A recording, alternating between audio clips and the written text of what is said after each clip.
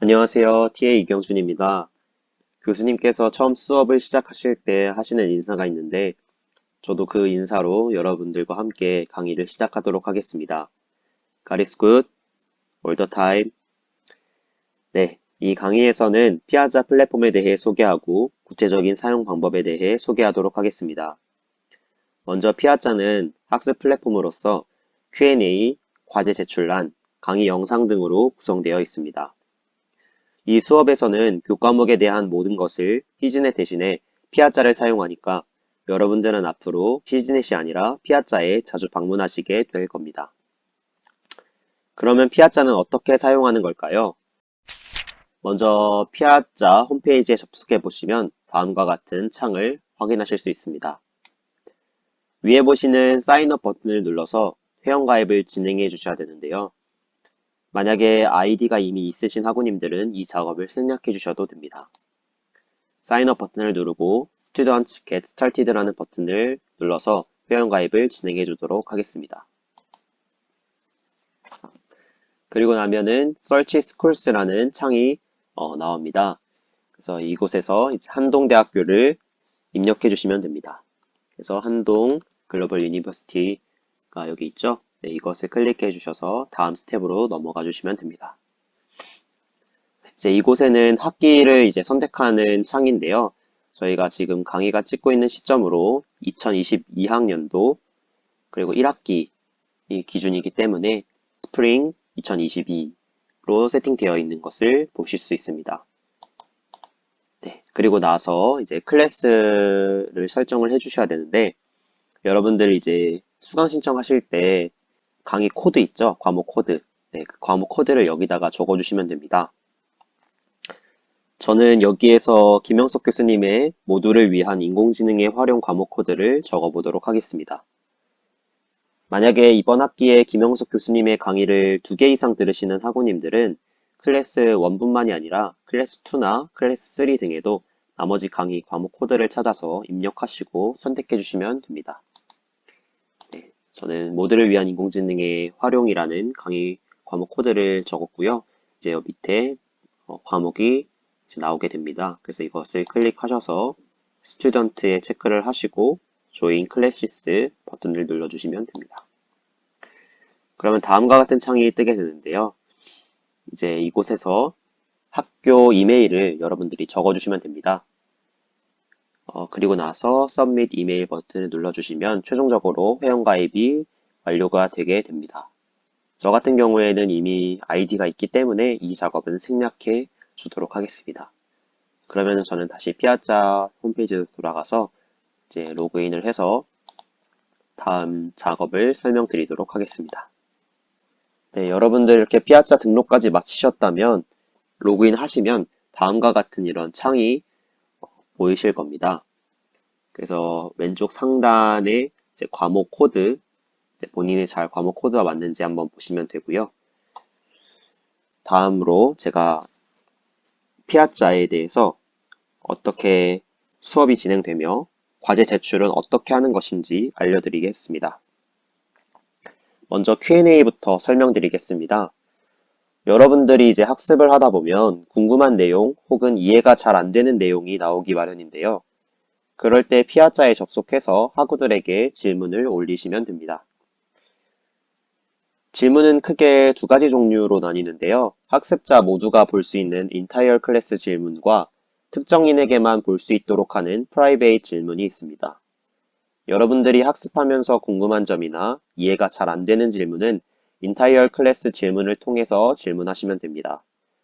그런데 가끔 질문을 하려고 했는데 이게 너무 답과 직접적인 내용을 포함하는 질문이거나 다른 학우들에게는 보이면 안 될 것 같은 그런 질문들은 프라이베이트 질문으로 TA와 교수님께만 보이도록 질문할 수도 있습니다. 그렇다면 이를 어떻게 하는 건지 제가 알려드리도록 하겠습니다. 상단에 과목 코드가 맞는지 확인을 하셨다면 오른쪽 2칸을 지나서 Q&A 탭이 보이게 됩니다. 그래서 이 Q&A 탭을 클릭을 하시고 여러분들은 이 Q&A 탭을 앞으로 많이 사용하시게 될 겁니다. 이렇게 Q&A 탭을 클릭하면 그 밑에 아래에 이제 다양한 폴더들이 존재하는 것을 보실 수 있습니다. 이 폴더들은 바로 이따가 자세히 설명드리도록 하겠습니다.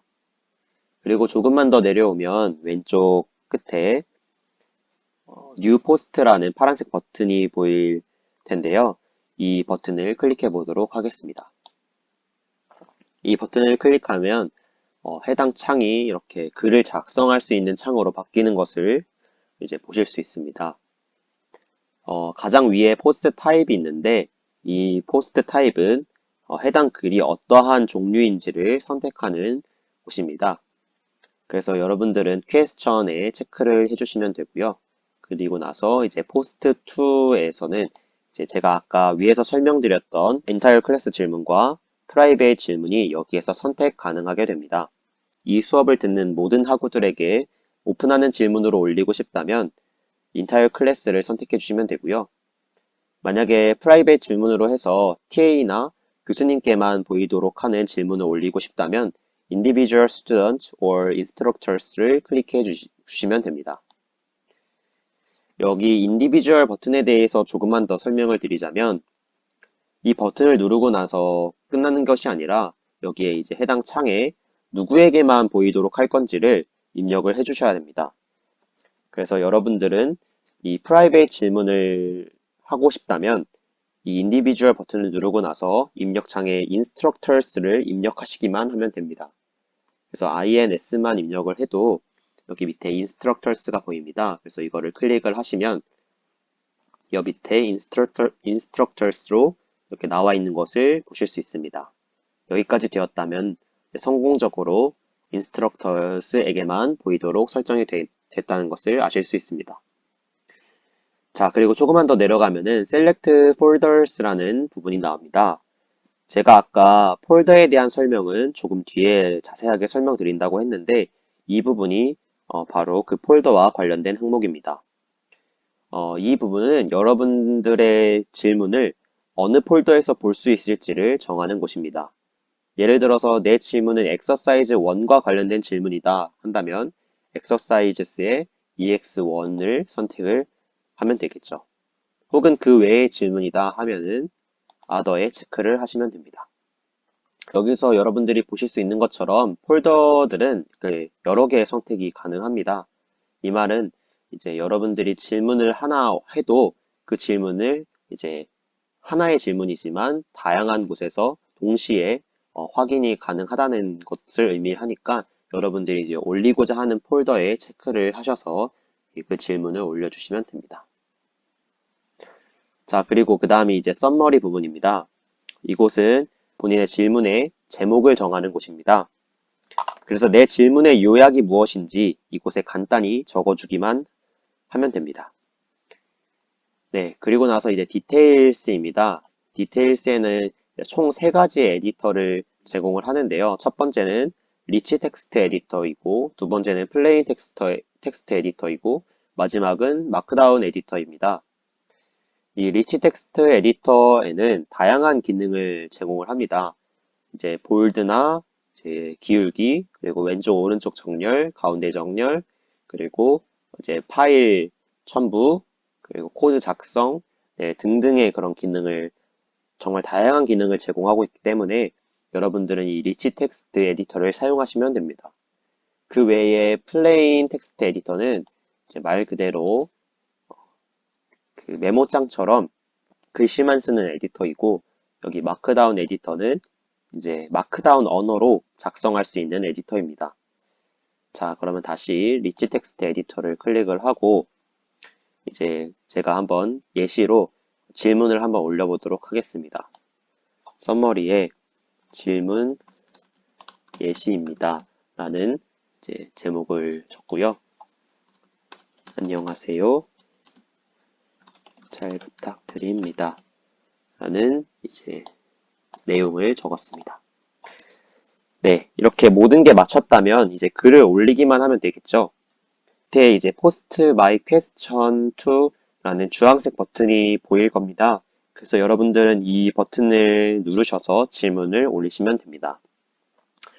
그런데 질문을 올리기 전에 눈치를 채신 학우님들도 계시겠지만 왼쪽에 보면은 새롭게 나온 그런 창을 여러분들이 보실 수 있을 텐데요. 이것은 뭐냐면 여러분들이 이렇게 질문을 작성하고 있다가 이제 실수로 혹은 다른 탭을 이제 여러분들이 클릭하게 될 수도 있잖아요. 그래서 이렇게 클릭하게 되었을 때 그리고 다시 내가 아까 작성하는 곳에서 다시 글을 작성하고 싶을 때에 여기 다시 뉴 포스트 버튼을 눌러보시면 아까 작성하고자 했던 글 내용들이 여기 그대로 보존이 되어 있는 것을 확인하실 수 있습니다. 그래서 이거를 다시 클릭을 해보시면 아까 이제 작성했던 그 내용들이 그대로 보존이 되어 있는 것을 여러분들 확인하실 수 있습니다. 예, 이걸 통해서 여러분들이 또 이제 유용하게 사용하실 수 있으니까 이것을 또한 기억해 주시면 감사하겠습니다. 네, 그리고 나서 이제 포스트 이 버튼을 눌러서 이제 질문을 한번 올려보도록 하겠습니다.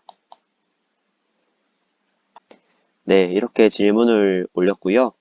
이제 아까 저희가 exercise 1과 other라는 폴더 두 개의 폴더에 올렸는데 여기 보면 exercises의 EX1과 other라는 폴더에 올려졌다라고 여기 이제 표시가 되어 있는 것을 볼 수가 있습니다. 그리고 저희가 이제 프라이베이스로 질문을 했기 때문에 여기 프라이베이트하게 질문이 올려졌다라는 것을 볼 수가 있고요. 그리고 아까 이제 위에 폴더가 있었죠? 이 폴더에서 이제 저희가 exercise의 EX1에다가 올렸기 때문에 EX1을 이렇게 클릭을 해보면 이제 EX1 폴더에 올린 글들이 이제 쭉 앞으로 나오게 될 겁니다. 그래서 그런 것들 함께 열람을 할 수가 있는 거고요. 여기 필터링 on에 이렇게 되어 있는 거를 X를 누르면은 다시 원래대로 이렇게 돌아오게 됩니다. 네, 별로 어렵지 않으시죠?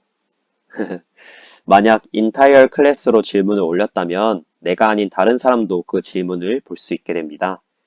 그러면은 그 질문을 본 사람 중에 누구든지 답변을 달 수가 있겠죠. 또한 좋은 질문이거나 좋은 답변이라면 여기 보이는 good question을 이제 눌러서 좋아요 같은 느낌으로 이렇게 good question을 이렇게 할 수가 있습니다. 여러분들 이렇게 많은 질문을 또 하시고 또 질문에 답변도 많이 다셔서 이런 것들을 이제 여러분이 많이 하신다면 다 이게 학습 참여도 점수에 포함이 되기 때문에 교수님께서 이제 학기 말에 이것들을 환산해서 엑스트라 포인트를 주신다고 합니다. 그래서 여러분들이 배워서 남주자라는 한동대학교의 가치를 마음껏 뽐내시기를 바랍니다. 자, 그러면은 다음으로 이제 과제 제출에 대해서 설명드리도록 하겠습니다. 과제 제출도 역시 먼저 왼쪽 상단에 있는 뉴 포스트 버튼을 눌러서 이제 글을 작성하는 곳으로 가야 합니다. 네, 그리고 이제 포스트 타입을 퀘스천으로 바꿔주도록 하겠습니다. 그리고 나서 중요한 것은 바로 이 포스트 2인데요. 네, 이 부분이 정말 중요합니다. 왜냐하면 과제 제출은 다른 학우들에게 답 유출을 피하기 위해서 다 프라이베이트하게 제출을 해야 합니다. 그래서 여러분들은 과제 제출 시에 꼭 인디비주얼에 체크를 하셔야 합니다. 인타이어 클래스에 체크를 하셔서 종종 점수를 감점받거나 아니면은 점수 자체를 못 받는 학우님들이 종종 발생을 하는데요. 여러분들은 꼭 과제 제출 시에는 인디비주얼 버튼에 체크하셔서 점수를 잃어버리는 일이 없도록 해주시기를 부탁드리겠습니다. 네, 그러면은 이걸 체크했다고 끝나는 것이 아니죠. 여기에다가 인스트럭터를 입력을 해서 이거를 체크하셔서 이 부분에 인스트럭터라고 잘 나와 있는지를 이제 확인을 하셔야 합니다. 네, 그리고 나서 이제 내 과제가 엑서사이즈에 만약에 엑서사이즈 2와 관련된 과제다. 그러면 EX2에 폴더에 체크를 하시고 그 다음에 이제 썸머리 부분인데요. 아까 이제 질문 같은 경우에는 질문의 제목이라든지 아니면 질문의 요약을 서머리에다 적었는데 과제 제출 같은 경우에는 그것과 달리 이제 여러분들의 학번과 이름을 이제 적어 주셔야 합니다. 그래서 과제 제출할 때는 이제 학번과 이름을 이렇게 적어 주시면 됩니다. 네, 그리고 이제 과제물을 또 업로드를 할 수가 있잖아요. 그럴 때에는 이제 리치 텍스트 에디터를 이용을 해서 과제물을 업로드할 수가 있습니다. 이제 이 부분에 보이시는 이제 네모 박스의 화살표 모양의 아이콘을 클릭해서 과제 파일을 업로드 하실 수 있습니다. 네, 그래서 이거를 클릭을 해서 한번 과제물을 업로드 해보도록 하겠습니다. 이거를 클릭하시고 업로드 a new file이라는 이제 버튼을 누르셔서 이제 파일 하나를 이제 업로드 해보도록 하겠습니다. 네, 저는 numpy 튜토리얼 3-2 아이파이썬 노트북 파일을 하나를 이제 업로드를 했고요. 이렇게 잘 들어왔다면은 업로드가 잘 된 겁니다. 네. 그리고 또 다른 기능을 제가 소개해 드리고 싶은데요. 이제 또 Q&A와 관련돼서 이제 질문을 할 때에 코딩, 본인이 했던 그런 코드와 관련된 그런 질문들도 하고 싶을 때가 있잖아요. 그럴 때는 여기에 있는 이 코드 블락이라는 그런 아이콘이 있습니다. 그래서 이거를 누르시면은 이렇게 이제 회색 박스가 나오는데 이곳에다가 코드를 입력을 하시면은 어, 나중에 질문을 올렸을 때 상당히 이제 가시성이 좋게 그 코드를 볼 수가 있거든요. 그래서 여러분들은 이 코드 블락도 잘 이용을 하신다면 질문을 올릴 때 좀 더 수월하게 올리실 수가 있을 겁니다. 네, 그래서 이런 기능도 있다라는 거를 여러분들께 알려드리고 싶고요.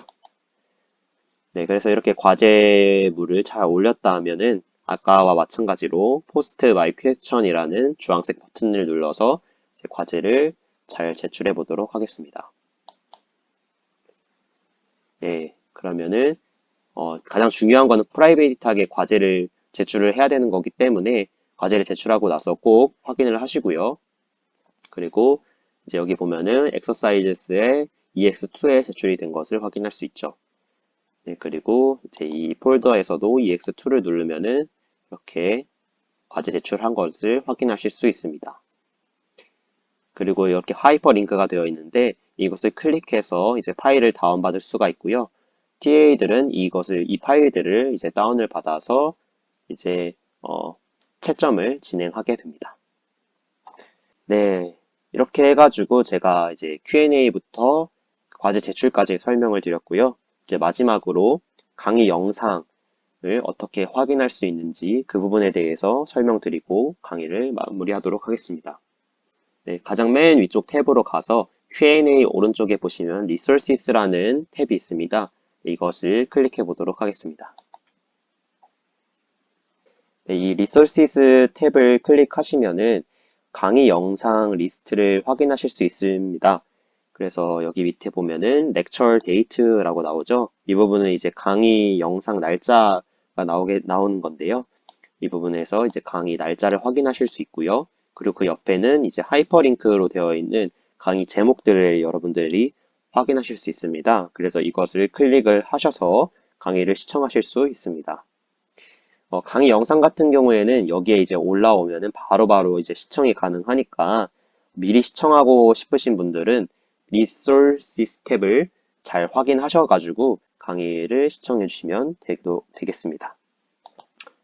네. 그렇게 해서 이제 피아자에 대한 설명은 여기서 마치도록 하고요.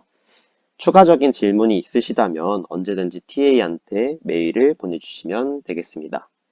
그러면 이번 학기도 열심히 하시기를 바라겠습니다. 감사합니다.